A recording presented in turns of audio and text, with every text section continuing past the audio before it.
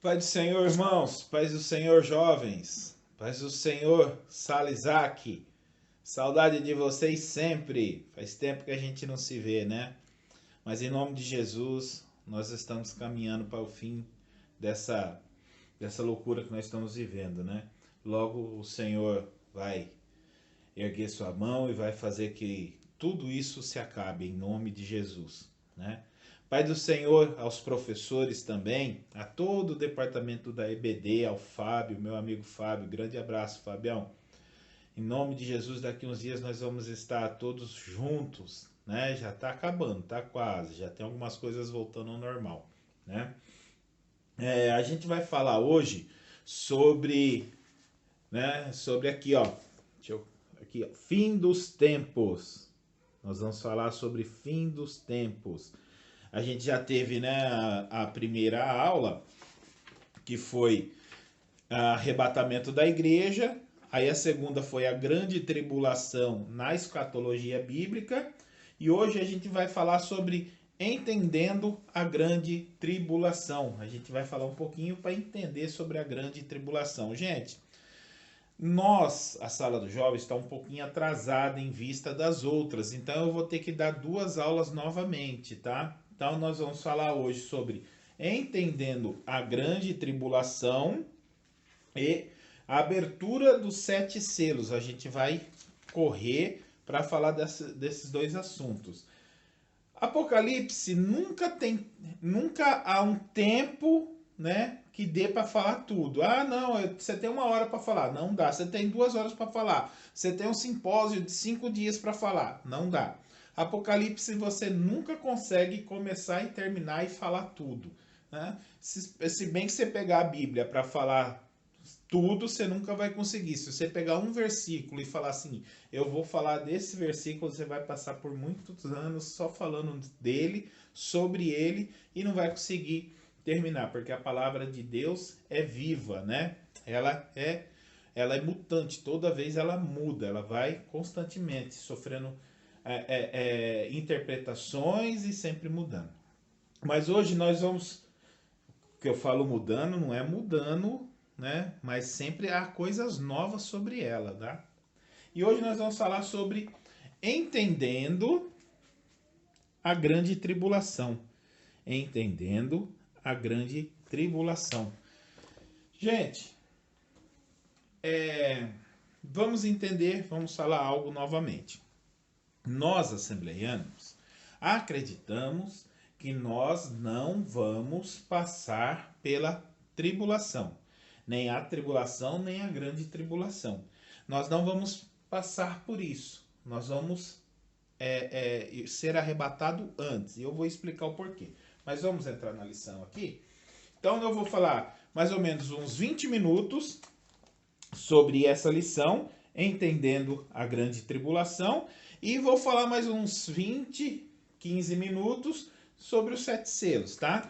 Então vamos lá? Diz assim, ó, texto de referência fica em 1 Tessalonicenses 5:3. Diz assim, ó, em 1 Tessalonicenses 5:3. Pois que, quando disserem a paz e segurança, então sobrevirá repentina destruição, como as dores de parto, aquela que está grávida, e de modo nenhum escaparão. Então, aqui ele já fala dos sinais, né, que vai acontecer quando estiver pronto para acontecer a grande tribulação. Versículo do dia. Porque se levantará nação contra nação, reino contra reino, e haverá terremoto em diversos lugares, e haverá fome. Isto será o princípio das dores. Então, o que a Bíblia está dizendo? Que antes de acontecer o arrebatamento, antes de acontecer a tribulação, vai haver sinais. Nós vamos ter sinais, vai ter sinais, né, que vai acontecer, como uma mulher grávida. Ele explica que é como uma mulher grávida. A mulher grávida, ela dá sinais que ela vai ganhar. Ah, mas ela já está sentindo algumas dores, o pé está inchado, o nariz aumenta, a barriga desce, quer dizer, são sinais que o parto está próximo, né? E logo ganha o filho. Então, O que está acontecendo? É a Bíblia explicando que esses sinais vão acontecer pouco antes da tribulação, ou seja, guerra, terremoto, né? Filho contra pai, pai contra filho. Então essas coisas vão começar a acontecer, rumores de guerra. Então nós vivemos isso, como a gente falou das 70 semanas de Daniel, a gente já está, né, às portas de tudo está acontecendo. Então é o que a Bíblia relata, os sinais. Então está acontecendo já os sinais. A gente sempre ouve falar de guerra, de muita coisa assim, né? Então, versículo do dia é: porque se levantará nação contra nação, reino contra reino, e haverá terremotos em diversos lugares, haverá fome. Isto, né, fomes, isto serão os princípios das dores. Marcos 13:8. Verdade aplicada. A grande tribulação é a realidade anunciada na Bíblia. Somente os salvos escaparão deste período, da morte e sofrimento, tá? O objetivo da lição esse é o objetivo da lição, nós temos que alcançar esse objetivo, tá? Entender que a grande tribulação faz parte do plano escatológico. Só para você entender o que é escatologia, para você entender, eu estou falando escatologia, às vezes você não sabe o que é. Escatologia quer dizer estudo das coisas futuras. Escatologia, estudo das coisas futuras, tá? Entender que a grande tribulação faz parte do plano escatológico. Compreender que a catástrofe será de ordem mundial. Conscientizar os cristãos quando a conduta e vivência em santidade. Tá bom? Para a gente entender aqui mais um pouquinho, vamos lá. Introdução. Logo após a saída da igreja, a terra passará por um período de sofrimento nunca antes experimentado. Será um momento de ira e juízo de Deus sobre a terra, quando várias catástrofes e tragédias acontecerão, dizimando muita gente. Então, a igreja vai sair daqui, né? A igreja vai ser arrebatada. A palavra arrebatado quer dizer tirado com força. Nós vamos ser resgatados. Quando começar a acontecer essas coisas, guerra, rumores de guerra, terremotos, desgraças, essas coisas, o Senhor vai nos tirar daqui. Nos tirando, aí vai acontecer o quê? Vai entrar a grande tribulação. A grande tribulação, vamos dizer que vai ser dividida em duas. 3 anos e meio de paz, 3 anos e meio de guerra. Mas antes de falar isso, tem gente que fala assim, mas como que a gente vai ser? O que nos dá o entender que nós vamos ser arrebatados antes? A igreja de Filadélfia. Hoje nós vivemos a igreja de Filadélfia, a última igreja, a de Filadélfia, que diz assim, ó, é a última igreja, te guardarei da hora da tribulação. Lá quando, em Apocalipse, quando fala de Filadélfia, fala assim, olha, Filadélfia, eu te guardarei da hora da tribulação. Ou seja, guardar da hora, ou seja, guardar da hora quer dizer que vai guardar daquilo. Aquilo não vai acontecer para você. Se fosse guardar na hora da tribulação, quer dizer que você ia passar para a tribulação, mas ia guardar. Um grande exemplo é os jovens na fornalha de fogo. O Senhor livrou eles da fornalha? Não, não livrou da fornalha. Eles foram para a fornalha. Mas livrou na fornalha. Se tivesse livrado da fornalha, quer dizer que eles não iriam para a fornalha. Mas eles foram, então quer dizer que eles foram livres na fornalha. Então, quando a Bíblia fala que Filadélfia, que é a igreja que nós estamos vivendo hoje, vai ser resgatada da tribulação, não vai passar, né, pela tribulação, que diz assim, ó, te guardarei da tribulação, quer dizer que nós não vamos passar. É o que nós, assembleanos, entendemos. Nós não vamos passar pela tribulação, porque o Senhor vai nos guardar da tribulação. Tá? Então, quando a igreja for arrebatada, vai haver uma, como que eu posso te dizer assim? Uma reconstrução, né? Uma organização, vai reorganizar o mundo, né? Nisso vai ser 3 anos e meio de paz, que é a tribulação. Vai acontecer algumas coisas assim. Vai acontecer porque vai acontecer algumas mortes, mas não vai ser, né, tão pesado quanto os outros 3 anos e meio, porque vão ser 7 anos. 7 anos. 3 anos e meio ele vai organizar e vai ser tudo bem, ele vai unir os povos. Existe a teoria, né, que para ele agradar, né, para ele agradar, o anticristo agradar, ele vai unir judeus, cristãos e muçulmanos. Ele unindo esses 3 povos, não vai ter guerra, não vai ter problema.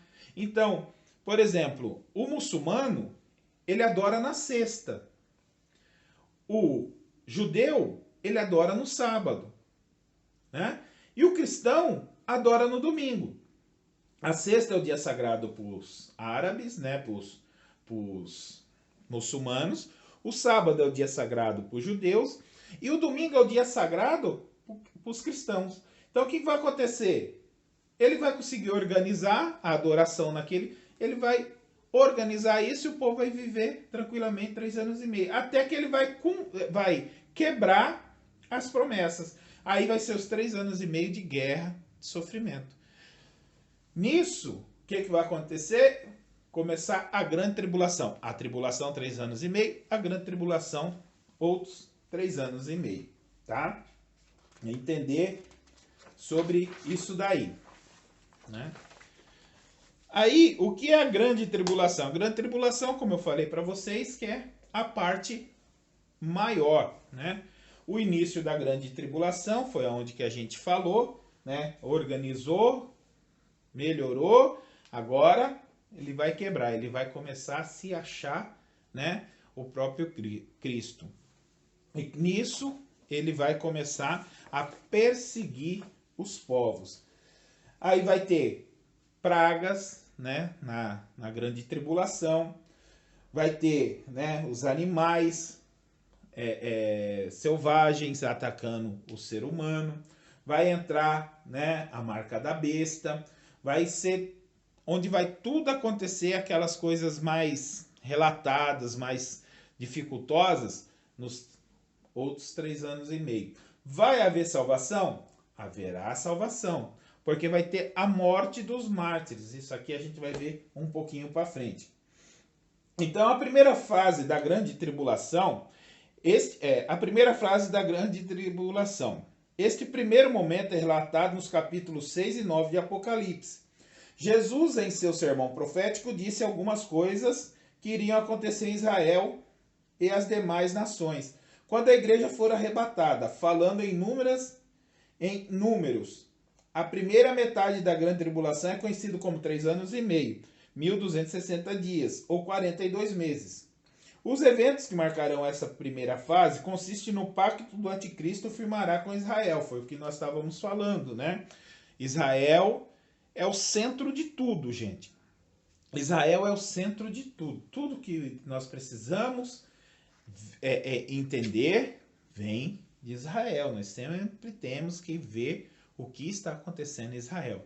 Lembrando, gente, que nós não podemos confundir bondade, né? Nós não podemos confundir bondade, ou seja, boa intenção, né? Com direção divina. Boa intenção é uma coisa, direção divina é outra.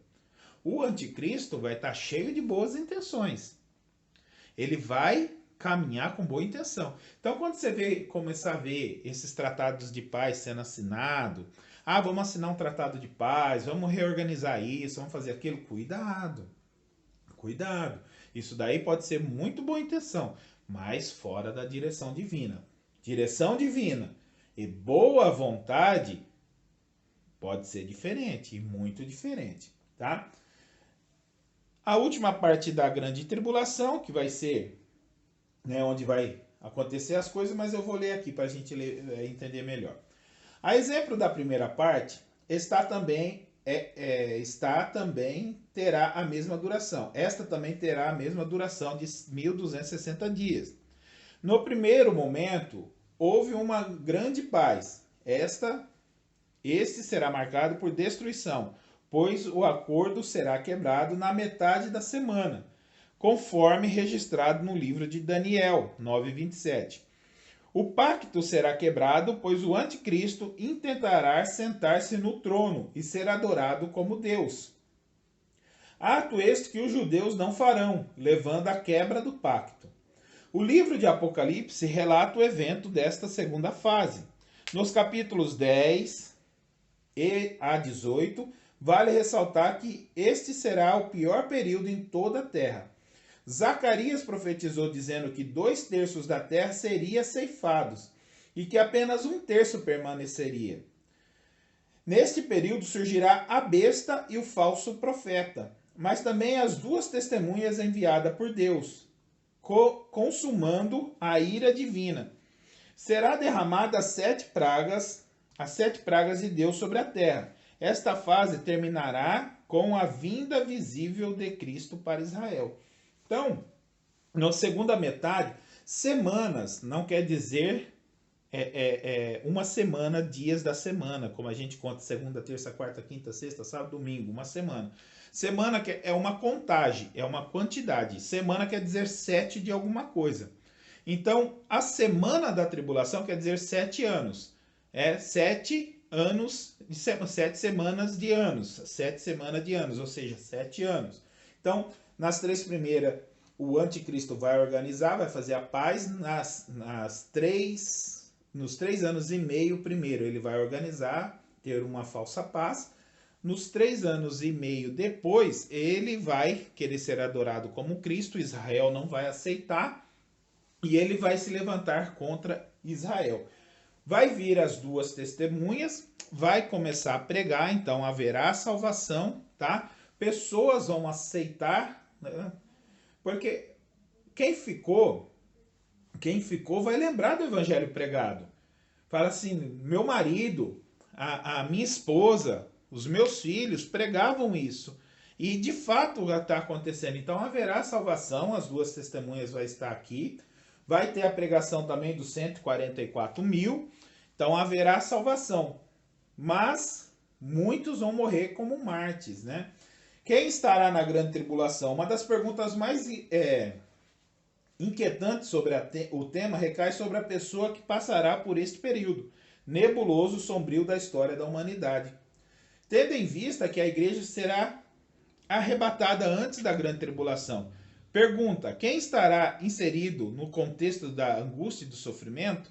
Ou seja, se você aceitar Jesus ainda hoje, você não vai passar pela grande tribulação, não. Agora, você que está nos caminhos do Senhor, glória a Deus, continua nele para não passar pela tribulação, tá? Não vamos passar, não? Vamos subir na primeira? Mas não quer ficar aqui, não. Quem estará? Os ímpios. Gente, a gente confunde muito o que é um ímpio. O que é um ímpio? Ímpio é quem conhece e não pratica. Isso é o ímpio. Conhecedor e não praticante. Ah, mas aquele que assenta na roda dos escarnecedores, que tem o caminho dos ímpios. Ímpio é quem conhece e não pratica. Esses vão estar na grande tribulação. Vai ter muita gente dentro da igreja, né? Tem muita gente conhecedor da palavra que vai ficar por quê? Porque é ímpio, conheceu e não praticou, né? O Senhor dá tempo de salvação para todo mundo. Todos nós, todo ser humano, ele vai ser alcançado pela palavra. Todo ouvido vai ouvir falar sobre Jesus. Ninguém vai ser inocente sobre isso. Todos vão ouvir a palavra do Senhor, né? A nação de Israel, tendo em vista que as 70 semanas de Daniel foi estabelecida para a nação de Israel, eles passarão a grande tribulação, pois no fim da segunda metade da semana, eles se converterão e reconhecerão a Jesus como Messias, cumprindo-se a profecia de que ele voltaria no Monte das Oliveiras, tá bom? Então, para chegar na conclusão, a Bíblia apresenta provas incontestáveis sobre a grande tribulação. A nós, cristãos, é necessário viver em santidade e reverência, para que venhamos a ser arrebatados e não sofrer o dano deste tempo tenebroso. Nós não vamos sofrer, em nome de Jesus. Você quer aceitar Jesus? Se você quiser aceitar Jesus, eu faço essa oração com você. Eu devia ter feito uma oração para começar, mas eu não fiz uma oração para começar. Mas eu faço uma oração agora com você que está assistindo essa aula. Se você ainda não aceitou Jesus, se você ainda tem dificuldades, deixa eu falar um negócio para você. Como você conversa com seu pai? Você tem restrições com seu pai? Com Jesus, com Deus, não precisa. Não existe uma forma, um pronome de tratamento, não sei se é bem isso que se deve dizer, para chegar a Deus. Do jeito que você chamar ele para conversar, ele vai te atender. Se você quiser aceitar Jesus, eu estou disposto a fazer essa oração com você. Abaixe sua cabeça, vamos orar? Senhor meu Deus, Pai querido, falamos sobre a grande tribulação. E nós não sabemos a hora que o Senhor vai estar nos chamando, Senhor. Senhor, eu peço agora que esta pessoa, Senhor, que está assistindo e está entregando o coração a Ti, que ele possa estar no arrebatamento e que o nome dele seja escrito no livro da Bíblia, no livro da vida, Senhor. Em nome de Jesus, Papai querido, dê oportunidade de salvação para essas pessoas. Amém. Bem, então nós falamos sobre a grande tribulação. Pincelamos, sobre a grande tribulação. Então, aceite Jesus, não espere para que não precise passar por isso. Nós seremos arrebatados. Tá bom? Legal? Vamos lá, gente. Agora vamos falar um pouquinho sobre os selos de Apocalipse. Agora nós vamos falar sobre os 7 selos, a abertura dos selos, tá? Então vamos ler primeiro aqui o texto de referência que fica Apocalipse 5, do 1 até o 5. Apocalipse 5, do 1 até o 5. Diz assim, ó. E vi na destra do que estava sentado sobre o trono um livro escrito por dentro e por fora, selado com 7 selos.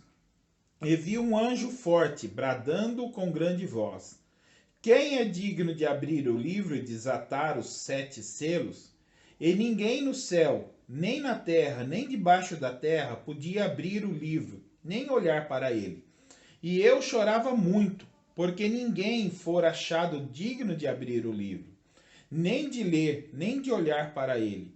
E disse-me um dos anciãos: não chore, eis que aqui o leão da tribo de Judá, a raiz de Davi, que venceu para abrir o livro e desatar os 7 selos. Então, os 7 selos, era um pergaminho, alguma coisa, selado. E ninguém era digno de abrir esses 7 selos até, João tendo a visão, encontrar Jesus. E Jesus é digno de abrir os 7 selos. O versículo do dia é: e tu, Daniel, fecha estas palavras e sela este livro. Até o fim dos tempos, muitos correrão de uma parte para outra, e a consciência e a ciência se multiplicará. Daniel 12, 4. Verdade aplicada. A abertura dos selos revelará a primeira parte do juízo de Deus, que estão gravados para serem enviados aos rebeldes que habitam na terra. Objetivo da lição: perceber a sincronia entre os juízos de Deus, compreender que os selos estavam reservados para o tempo do fim, mostrar que somente Cordeiro tem autoridade sobre o juízo, tá? Então, o objetivo da lição é mostrar, como que é essas coisas, como foi sincronizado tudo isso, foi tudo muito bem sincronizado. Compreender que os selos estavam reservados para o tempo do fim, e mostrar que somente o Cordeiro tem autoridade para abrir o selo. Introdução. Com o arrebatamento da igreja, a terra será alvo de grandes tragédias, quando Deus enviará os flagelos sem misericórdia, os selos abrem uma série de destruição que virá sobre a terra. Tem gente que confunde algumas coisas, e aqui eu vou dar um melhor ênfase nisso aqui. Os cavalos do Apocalipse. Com a abertura dos primeiros 4 selos, vemos que aparece sempre os cavalos, e cada um deles com uma representatividade, todos eles com uma única missão, o tormento humano e a destruição da terra. Isso daí já vai ser na grande tribulação, depois dos 3 anos e meio, entrando nos 3 anos e meio último, 3 anos e 6 meses por último, que aí vai ser onde que vai abrir os selos. Os 2 primeiros cavalos do Apocalipse, o cavalo branco. O cavalo branco parece quando é aberto o primeiro selo. O que estava sentado sobre ele tinha um arco, foi-lhe dado uma coroa e saiu vitorioso para vencer. Por que eu falo que tem gente que confunde? Tem gente que dizia que esse aqui era Jesus, cavalo branco. Foi dado, que foi dado a coroa e saiu vitorioso para vencer. Não, gente, não é. Bom, Jesus está desatando os selos. Quando ele desata os selos, ele autoriza, esse cavalo branco. Então, não é ele. Tem pessoas que pregam que não é, tá? Ele está desatando os selos, e ele autoriza. Jesus não precisa dessa autoridade, ele já tem essa autoridade. Não precisa que ninguém o autorize, ele já tem, Então, ele sai, com um arco e saiu vitorioso e para vencer. O que as pessoas... Quando ele sai, as pessoas já acham que ele vai resolver, mas não. Apocalipse 6:2. Esse cavalo, na realidade, representa o anticristo, que implantará sua maneira de governar com a falsa paz. Ele terá poder de convencimento, implantará o sincretismo religioso. Ele terá o poder de convencimento, implantará o sincretismo religioso, ou seja, é aquilo que eu falei, ele vai organizar, vai melhorar, ele vai resolver, e quando isso acontecer, ele vai se achar Deus. Sincretismo religioso. O que é um sincretismo religioso? Você pegar um pouquinho de cada religião, misturar e falar, isso aqui é a melhor opção. Ou seja, é crente, que não tem base definida e fica se levando por ventos de doutrinas, como diz Hebreus. Tem crente que é levado por ventos de doutrina. É um tal de beber a água orada, entendeu? De ler, o signo, de tanta coisa assim. Isso é um sincretismo religioso. Você pega um pouquinho de cada religião e acha que tudo é válido. Aí fala assim, mas tudo me é permitido. Mas também não é obrigatório. Tudo lhe é permitido, mas nem tudo te é obrigatório. Tem gente que acha que está na obrigatoriedade de acreditar em tudo. Então, ele vai organizar. Então, ele vai pegar judeus, cristãos e muçulmanos, vai organizar essas 3 religiões, organizando essas 3 religiões, porque haverá guerra. O que traz a guerra hoje são as religiões, são a distorção das religiões. Então, ele organizando isso, não haverá mais guerra. Então, vai ser levado lá em cima. Nós temos que ter cuidado com boa intenção. Boa intenção não quer dizer direção divina.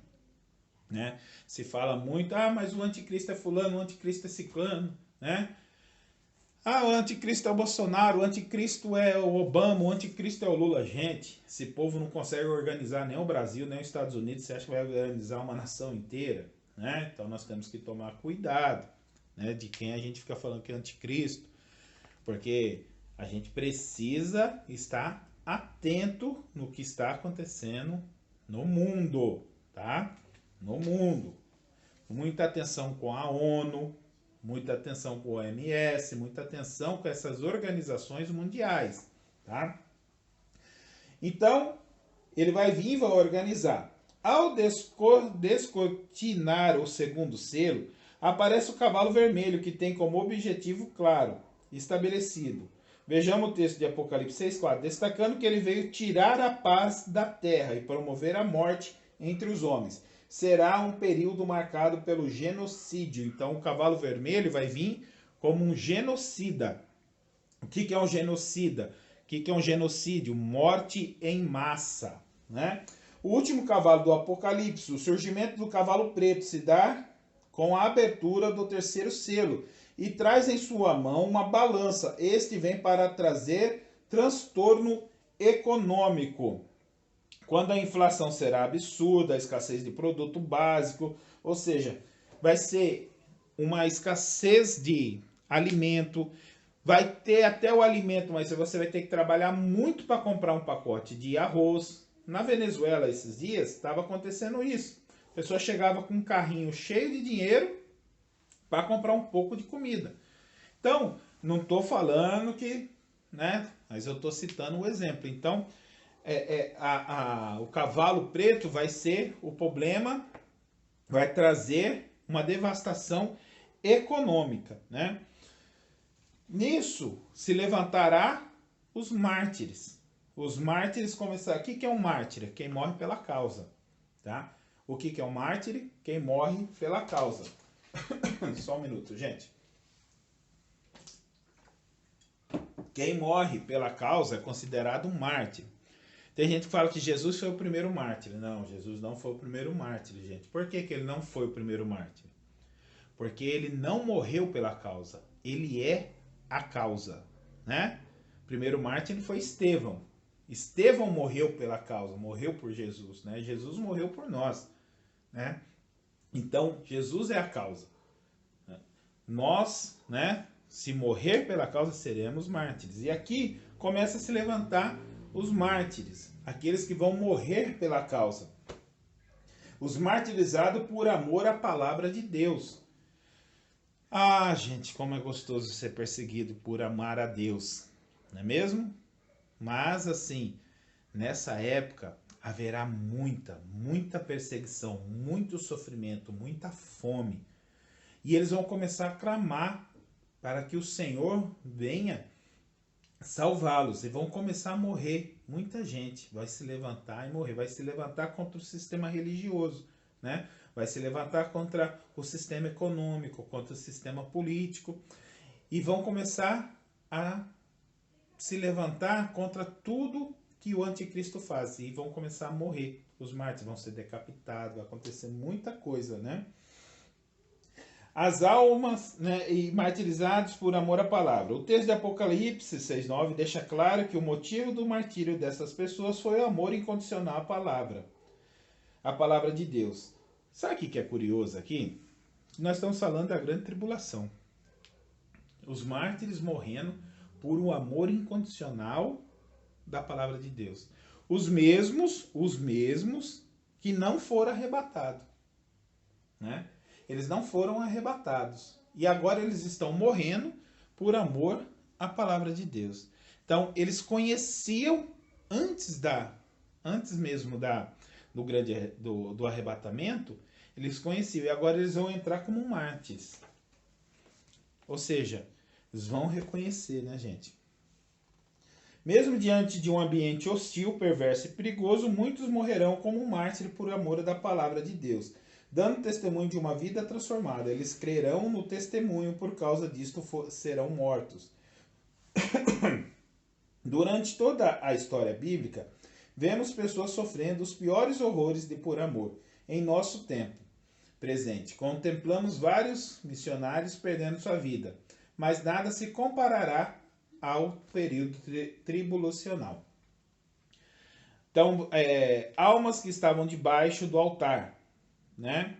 Vai também. O mesmo texto de Apocalipse, né, aponta que João, em sua visão, viu almas que estavam debaixo do altar, e o clamor deles era para que Deus fizesse justiça.